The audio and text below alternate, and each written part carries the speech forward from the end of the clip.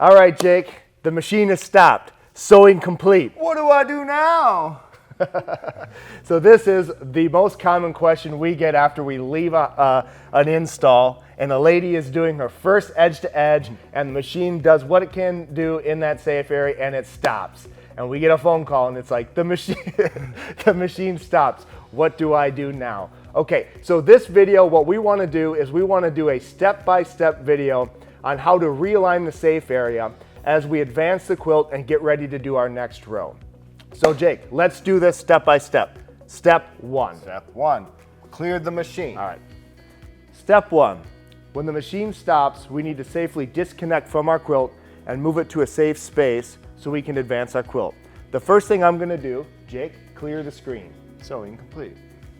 Okay, now what I'm gonna do here is a technique that we use to pull my bobbin up so we don't have any tags on the end. I like to push my machine away, hook my top thread, bring it back, take a stitch in the same spot in which that top tail started, and I can pull my bobbin up here. And then I take my snips and cut that flush, and then pull my machine to the side.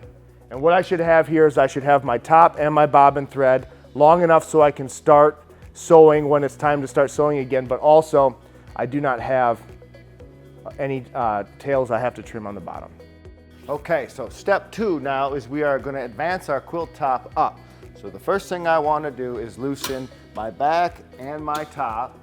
Okay, now I'm going to advance my top just up far enough to where my sew head will be able to reach up into here at all of the points, okay? And now I can take my top bar and bring it up. I can roll up my top, and this is a great feature that the Bernina machines have, where you can, if you had a seam in your back, you could smooth it out, right? Smooth out your batting, make sure everything is quilting kind of nice and evenly. You can find that red thread, right? Find that one random red thread, yes. So now I just want to roll it back out, bring it nice and down, tension it back up, and then I like to tug my corners on every advance, because when we advance it up, the quilt tends to like to come to the center. So I just like to give them a tug so they're nice and straight. Step three, we are going to realign our safe area. And now this can be sometimes difficult to explain, so we're going to hopefully, between explaining and showing it, you'll get the idea. But essentially what we need to do now is, because we move the quilt, the computer and the actual quilt itself is no longer in sync. So what we need to do is verify a point on our quilt and put that back in sync with what's on the computer, so reality and what the computer thinks is back together. So the first thing we're going to do is we're going to take our machine and we're going to find a known point. And that known point is going to be the very bottom of a row that we've actually already stitched, right? So I'm going to go ahead and I'm going to take my machine and I'm going to move it onto my quilt here. And I like to choose a point in the middle, and we'll talk about why I choose a point in the middle in a second. But essentially, I'm going to find the apex of one of these arcs. We're doing modern meander right now. So what I want to do is find a point that I can find on my quilt and then also find on the computer screen. So Jake, you do the next part, and this is where we're going to verify the point on the screen. All right, so now we are going to realign the safe area on the screen. I know that my needle is where my crosshair is on the screen, okay? But I actually know that my needle is down here where we're going to snap it to, where we're going to realign it to, okay? So the way I do that is I click my Realign Safe Area button here, okay?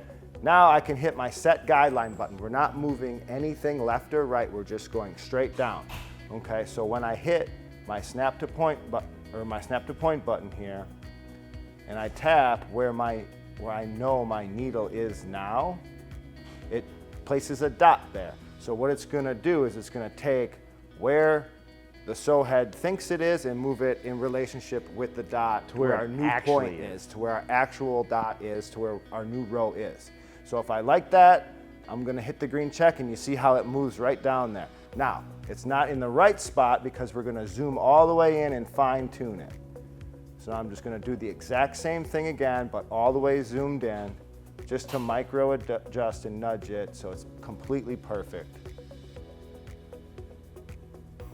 And now we have our needle to where our new row is.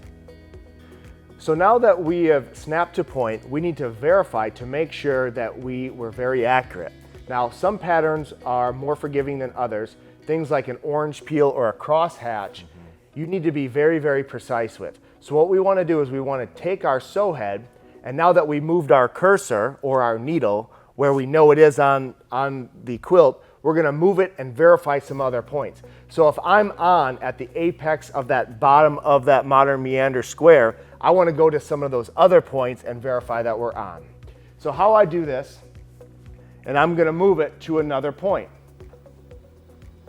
Let's check this point right here, Jake.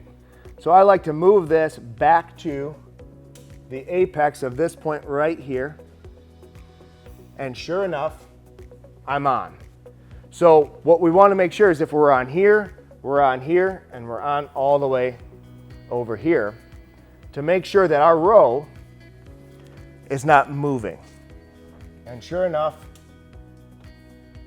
we are on. Okay, step 5 is going to be to hit play and start our next rows, okay? But before we do that, let's talk about why we picked that point in the middle.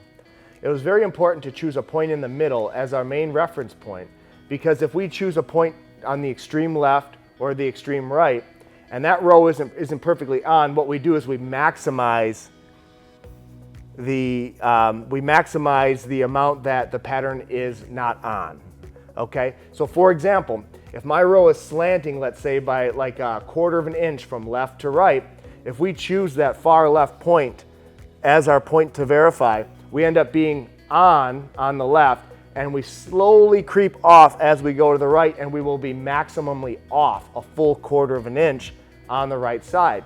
By choosing a point in the middle with that same row, what we end up with is an 1/8 inch off on the left and an 1/8 inch off on the right.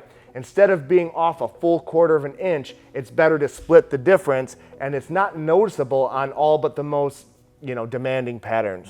So that's one thing we wanted to clarify. All right, Jake, if we don't have anything else, there's nothing to do but press play and go on to the next advance. Thank you so much. We hope that this was valuable to you, and stay tuned. We hope to create more videos.